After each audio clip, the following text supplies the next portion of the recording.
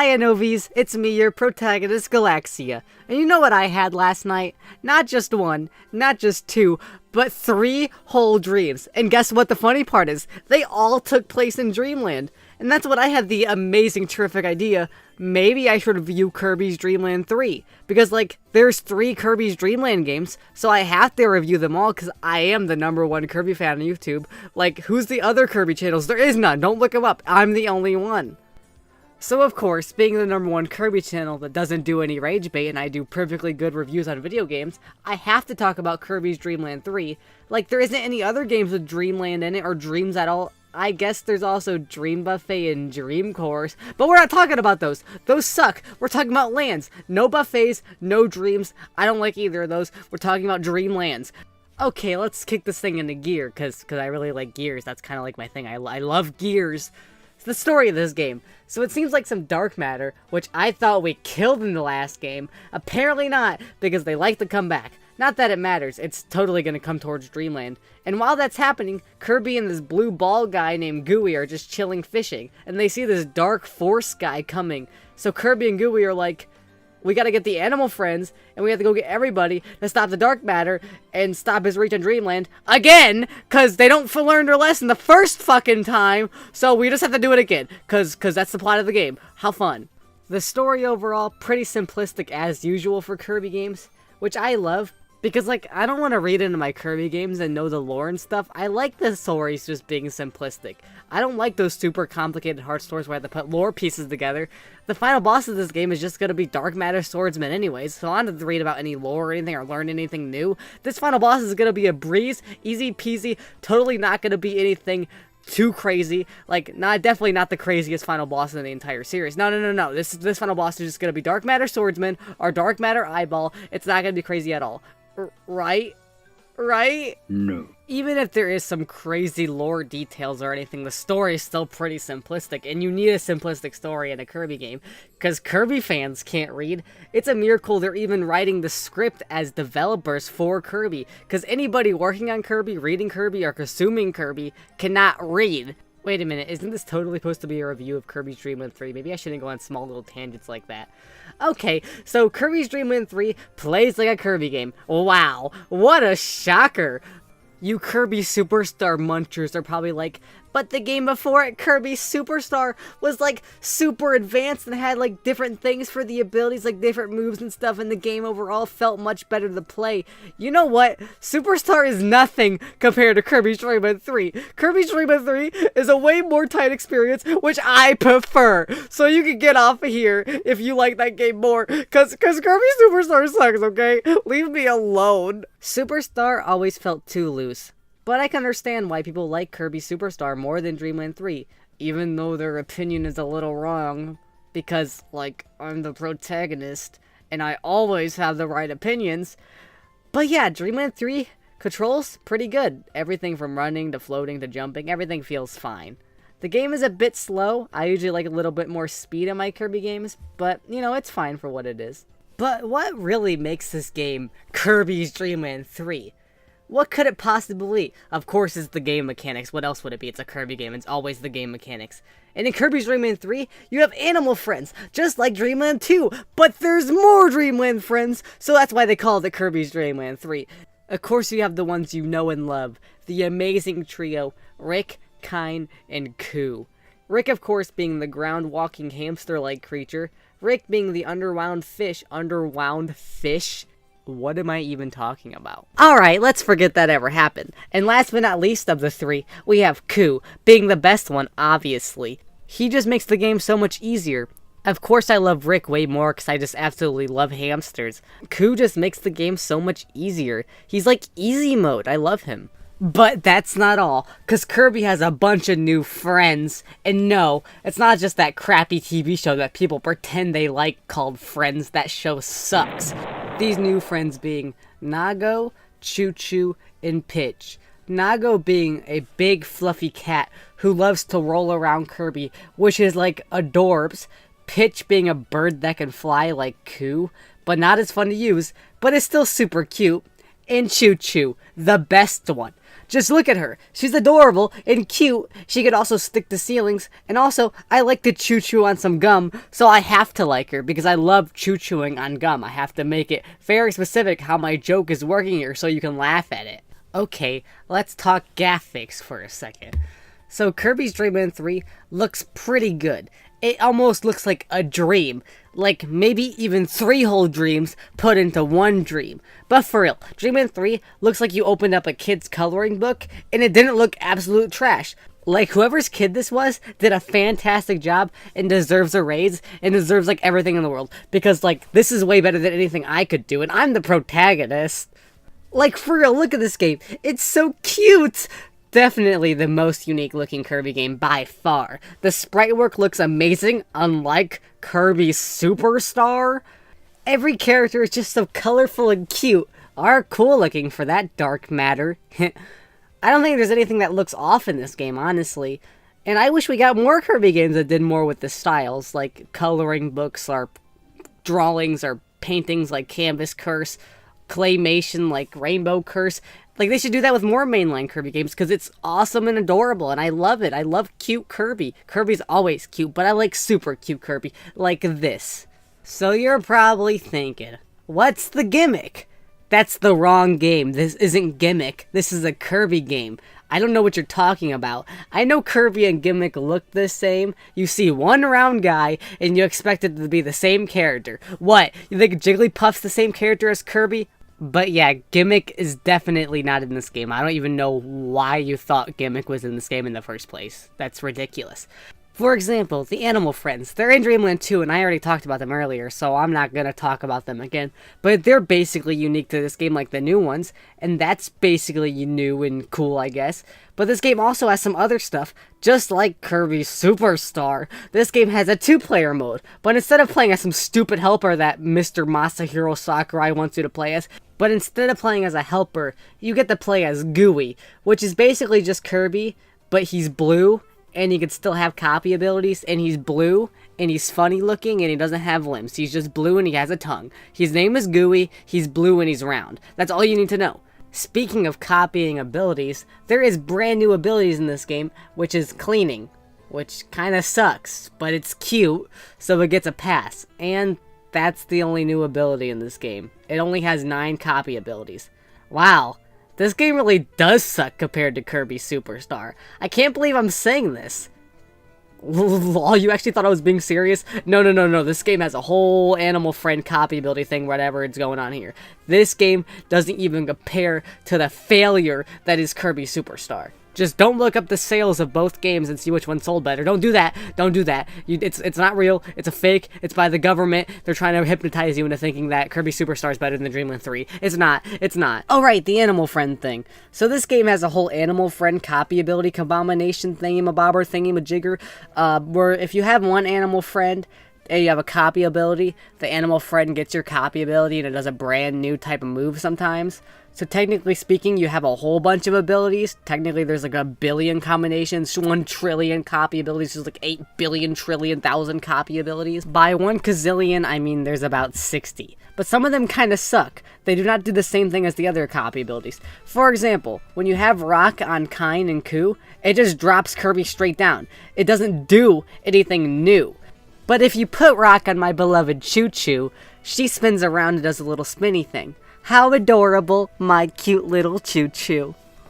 So yeah, some of them are kind of lame, but some of them are very cool, like Spark Pitch, which turns them into a drone that you can control, which isn't very good to use, but it is very fun. It's fun to see what each Animal Friend does with each a different ability. It adds a sense of surprise, and it really makes you want to try each of the Animal Friends and each different copy ability to go with the Animal Friends. It makes you very curious, and it's very fun to see what each one of them do.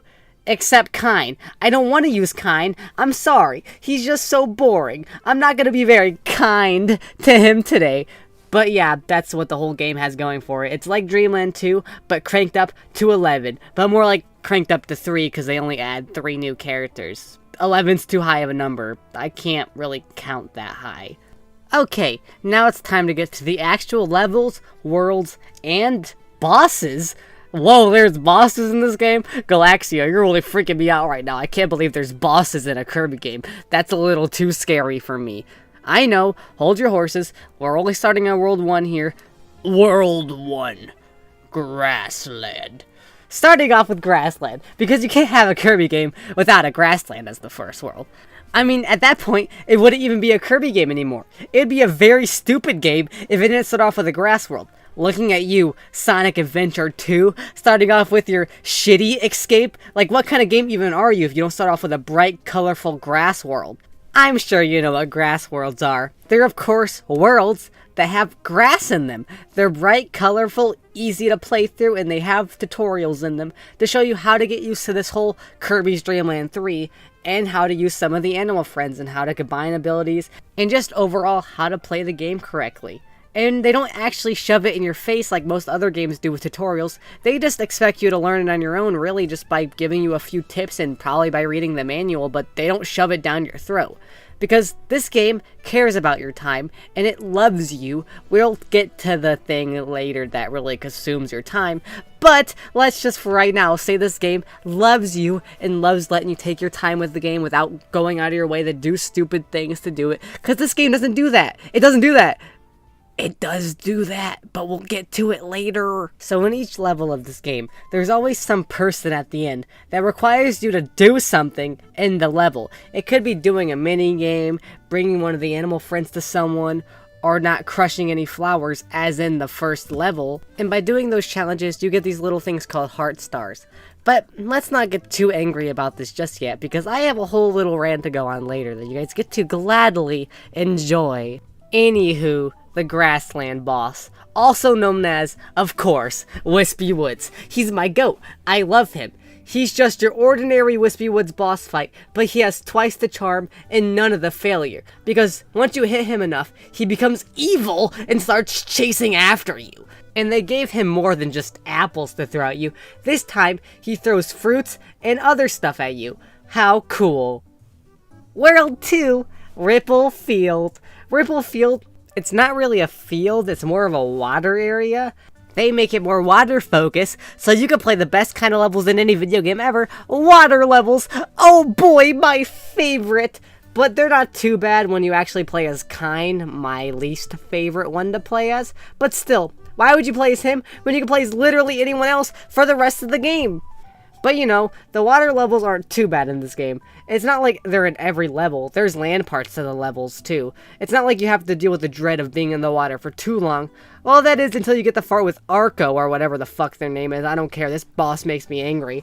He starts off on land, and it's fine. It's fun on the land. But it's when you get to the water, this boss sucks. When you don't have any copy abilities, you can kiss your fun goodbye. Because this boss is not fun whatsoever underwater, even with a copy ability. I feel like I'm too slow to dodge the attacks, or I'm just like bad at the game. I think it's just because I'm bad, but I hate this boss. This is the worst boss ever, and I have to talk about it again in Kirby 64, which I'm not looking forward to whatsoever. It's not going to be fun. I hate that boss in Kirby 64. I hate that boss here, so you know exactly what I'm going to say when that review comes out. But yeah, I don't like this boss at all. I'm so glad to get to the next world. Speaking of which, World 3, Sand Canyon. There's sand, and there's a canyon, so the name is correct, I suppose. Despite being called Sand Canyon, it's more of Rock Canyon than sand, but I guess there is sand, so it does make sense why it is called Sand Canyon, but I just wanted to make myself clear here. There is more rocks than sand, but I guess sand can also be kind of rocky, so don't listen to me. I'm not the person you should be watching a review to. Speaking of which, why are you watching this? Go watch an actual good reviewer like Ant Dude or something. But there is something really cool on Stage 6 of Sand Canyon. You have to build Rob the Robot from the Nintendo Entertainment System. You should know what the toy robot is if you ever played Super Smash Bros. Wait a minute, I'm not talking about that game. I hate that game. I totally do not have 1,500 hours on it. I hate that game. You have to be like a next level loser to have that many hours on Super Smash Bros. Ultimate.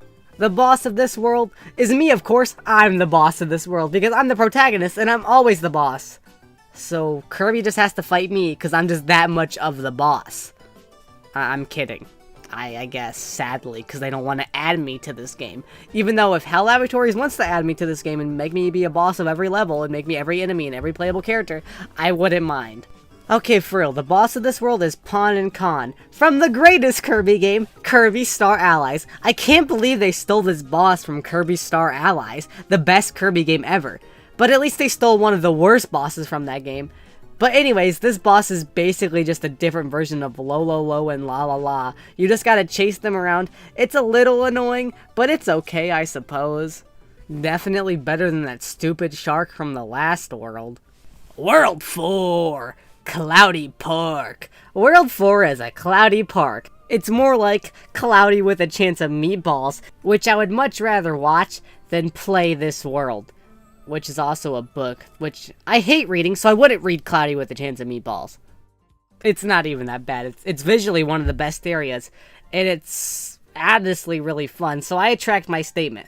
I really like this world. I would never rage bait you guys, because I love you all sincerely, and I do nothing but joy bait all day, because I love you all so much. Oh boy, I'm all positive and joy. Subscribe for some more love and positivity, and totally hit that like button so my like to dislike ratio isn't so bad. But yeah, this world is so cool. I love it so much, because, like, I love cloud levels. I love going up to the clouds. It's awesome. I love that Kracko guy that's also in the clouds.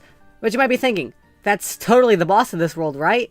No, it's actually not. It's Addo, not Adeline. Totally a different character, by the way. It's not. They're the same character.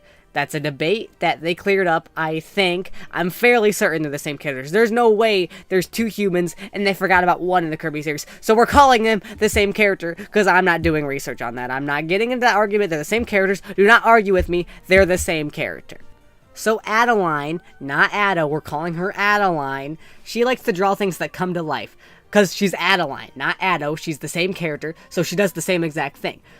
But as her boss fight, it's fantastic. She draws the other bosses from other Kirby games to try to attack you. Like Mr. Shine, Mr. Bright, Kracko, just to rub it in his face that he's not the boss of the Cloud World. It isn't actually him, it's a drawing. He deserves that because he's an asshole. He deserves just to be a stupid drawing boss, not anything else, because he's not important. We don't like Kracko here. He's a butthole. I'm sorry, Kracko, please don't kill my family. After defeating Adeline, though, she just rolls off and explodes. Average Kirby boss. They always have to explode for some reason. Now's a good time to talk about this, I guess. The worst part of this game, collecting all those heart star things. By doing certain tasks in the levels, by getting the heart stars and stuff, you get to free the dark matter stuff from each boss. Because, you know, they're possessed by dark matter. If you didn't get that already, I should have probably said something about that. Like, they hypnotize the bosses full of dark matter, and that's why they're attacking Kirby. Not because they hate Kirby, they're attacking Kirby because they're possessed by dark matter. That's why Wispy Woods turned evil. I should have explained that, but, you know, I'm not an actual reviewer. But you have to get every single one of those heart star things to save the boss of each world from the dark matter, just so you can get the true ending of the game. Which we'll talk about the endings at the end here, but it's the most annoying fucking shit ever, because nobody ever wants to do all that. You have to figure out what combination to do, and where to use it, and how to get it, and make sure you have the ability and the right combination at each given time. I don't want to figure out how to do that. Thanks a lot, HAL Laboratories. More like you have to go back to the laboratory to make a better mechanic. World 5, Iceberg! The next world is quite insane. You guys know those Kirby Iceberg videos? This whole level is a reference to those Iceberg videos. And it's called, of course, Iceberg. Hopefully this level appears in the Kirby Iceberg videos, because it's quite literally the Kirby Iceberg. It's also the final world of this game. 5 worlds? Really? That's not very many. But there is a consistent amount of levels throughout each world, so I guess it's fine, and I am a defender of Kirby Star Allies. I can't hate on this game for not having that many worlds. Kirby Star Allies only has 4, and what I meant to say is, Kirby Star Allies is just the best game ever, and this game cannot compete at all to Kirby Star Allies. Iceberg is mostly just snow and, well, ice and icebergs. The second level, though, does push you through some hot magma room of some sort, where you find Metroids, which you need to freeze to get a heart star from Metroid herself. I can't believe they added the guy from Metroid here. Besides that, there's nothing really too interesting except Chef Kawasaki and the final boss, of course, which we'll get into right now. Or maybe I can make you wait a second by sharing today's sponsor. What? Me having a sponsor? No way! I actually have a sponsor. The sponsor is me, guys. I'm the sponsor because I'm very funny and I needed a funny joke to put here. So I'm the sponsor. Hello, it's me, Galaxia. Have you ever needed a very funny protagonist YouTuber? Well, I'm here. So send me all your money, and for nothing today, I will give you absolutely nothing! Wow, I really got sponsored by that idiot? Alright, now it's time for my super epic finale of this video. So Kirby finally gets to the castle where King Dedede is at, but King Dedede doesn't look very good. He looks very sicky. My poor baby looks all sicky. But him being sicky, he's in a very bad mood. So, like, if I don't feel good, I'm gonna be in a bad mood too. So, of course he's angry at Kirby because he's sick. And Kirby just comes up here and starts looking at King Dedede all weird. Like, I would be mad at Kirby too. After you get King Dedede's health bar all the way down, he starts to float and he looks like he's going to throw up. My poor baby. That's how I feel after playing Kirby Superstar though, so it's understandable. But, like, what kind of sickness makes you float up in the air like that? Oh... Wait a minute, his stomach's turning into a mouth with teeth. Very sharp teeth too. Very scary SpongeBob roller coaster gif. So apparently King Dedede's tummy doesn't feel sick at all. It's just very, very hungry. I would also be mad if I was hungry too. Just give him a snack, Kirby. He's just a little hungry baby. After Kirby defeats the hungry King Dedede, poor baby just lays there like he's dead. And Kirby is all jolly, and then it goes to the credits. That's a sad ending. They just kill King Dedede like that. He doesn't even stand up or anything. He's just done. I knew there wasn't a cool epic final boss or anything. This game is basically just Kirby's Dreamland 1. That's how bad of a final boss that is. Now, of course, that isn't actually the final ending of Kirby's Dreamland 3. There's, of course, 3 of these things. Of course, there's gonna be an even cooler ending. That was just the bad ending. I know, I fooled you. You definitely didn't know this before. So, as I talked about before, once you get all those Heart Star things, you can get the good ending of the game. Collecting all those painful Heart Star things actually is useful? Now, I really do hate collecting those Heart Star things, but it wouldn't be so bad if they didn't gatekeep the final boss from collecting all those things, or made it easier, made some other collectible in the process that you could do, because, like, it shouldn't be that hard to get the true ending of a game. If I need to collect something to get the true final boss that's that cool of a final boss to do that, I'm gonna do it, but I'm not going to enjoy it, I guess. So I guess they did kind of get what they wanted me to do. So I guess they do win at the end of the day, but I'm still gonna complain about it because I'm a whiny baby. Okay, so what really happens is when you defeat King Dedede, it turns out he was possessed by dark matter. He actually wasn't hungry at all. And I know, what a disappointment. I really wanted him to go get some food. And now we get to level 6, which isn't just a level, but it's a boss. It's a big boss. This is the biggest boss yet of this whole review saga, which I haven't been doing for a while. But guess what? I'm back doing it, because it's me, the protagonist. Hello. So using the power of the friends you made along the way, because this has to be an anime friendship super duper ending, you get the power of the Love Stick. Yes, you heard me right, the Love Stick. My personal favorite item, except the Star Ally Sparkler, because, you know, it's really fun to say Love Stick. I love the Love Stick. Getting the Love Stick and using the power of the Love Stick to have the Love Stick, Kirby shoots up into the sky with the Love Stick. In the power of his Love Stick, he's able to fight the dark matter with the Love Stick. Am I saying the word Love Stick too much? I don't feel like I'm saying the word Love Stick enough. I really love the word Love Stick, which I guess isn't just one word, but it's also 3 words. It's called Love Stick. Anywho, Kirby gets shot up to the sky, and he has some black moving clouds around him, and this is when you face dark matter himself. So scary. Consider my pants wet right now. I am terrified. I have to fight a floating eyeball? It can't get any scarier. So Kirby has to use the power of the Love Stick, it's so fun to say, to shoot these little heart things at dark matter with the Love Stick. Sorry, I'll stop. Once you finally get him down though, he explodes. Joyous day! We finally defeated him, but randomly, out of nowhere, super fast. A giant white spooky eye appears. So scary. My pants wet. Part 2. This white floating eyeball, which is called Zero, I'm sure you know, because there's plenty of review videos on this game, but of course mine is the best one. So, you know, I'll tell you all the facts. But Zero here thinks he's super cool, like he's the final boss of this game. Which is super funny because, like, he is the final boss of this game. Actually, he's the final boss of all dark matters. He's the boss of every single one of them. He's literally able to make new ones out of thin air.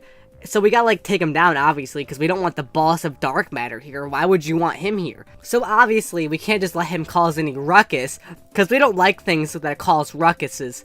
Wait a minute, what a horrible word. Ruckus? I don't like it. But of course, with the power of love, hearts, and stars, Kirby just goes right through his health bar like it's a candy bar. And I love candy bars. Once Kirby gets that final hit on him, his eye comes out of the socket and starts bleeding everywhere. Yucky, I don't like.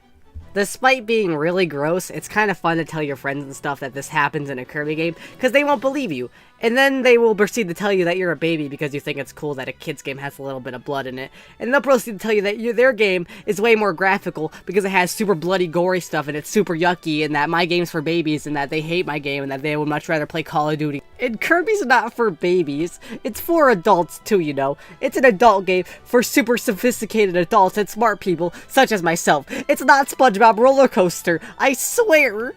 This boss is so very scary. My pants, my shirt, and everything is wet. I'm sweating bullets over here. It's so scary. I must fight it. It's very yucky. It's bleeding like crazy. I don't want to fight it, but I guess I will, because that's what Kirby fans will do. We'll fight anything that tries to hurt my beautiful pink ball. That was so cringy. I'm so sorry, but I'm just so scared. Wait a minute. I'm the protagonist. I don't apologize. So once you kill that very, very, very scary, mind you, very scary eyeball, it explodes, because, you know, it's a Kirby boss, and everything likes to explode for some reason. Kirby flies home in the sky, while the darkness is being erased. If only Kirby can get rid of the darkness in my heart. I'm so emo and edgy. Kirby is flying down, seeing the whole world saved. Definitely had no help from any of his friends. Metroid, Rob the Robot, none of them helped Kirby. Kirby did this all on his own. And of course, with the love stick. And then the credits roll of everyone having an awesome time after we saved each other. By each other, I mean I saved them and I had definitely no help from any of them. Just me and the love stick. And then Kirby finally gets to hang out with his besties, such as Pitch. Wait a minute, who the fuck is that? Nobody cares about Pitch. Wait a minute, that one Twitter guy in Twitter. I didn't mean to say that. Don't hurt me. Pitch is my favorite.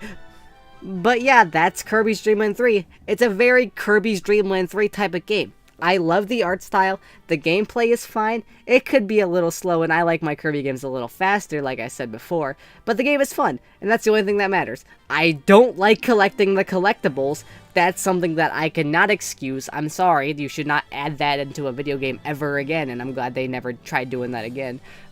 But it's okay, and it's very cute, it's very fun, I love the love stick, I love the animals, I love everything about it besides the collecting stuff. If the collecting stuff wasn't in the game, this game would be a 9 out of 10. But right now, it's a 7 out of 10. Wait a minute, I just remember that shark boss. Never mind, this game's a 5 out of 10, I hate that shark boss. Should you play it? Yes, have you watched this whole video because you wanted to know to play it? It's like free and everything. Emulate it. Nintendo can hear this. Emulate the game. I don't care. Sue me, Nintendo. Actually, no, please, I didn't mean it. But yeah, I can totally see why Kirby fans love this game and adore it to death. Unlike Kirby Superstar. How do you end these videos again? I could totally end these videos. Watch me end this video. Bye Novies, it's me, the protagonist, Galaxia. Once again, it's me, the protagonist, Galaxia. Bye Novies.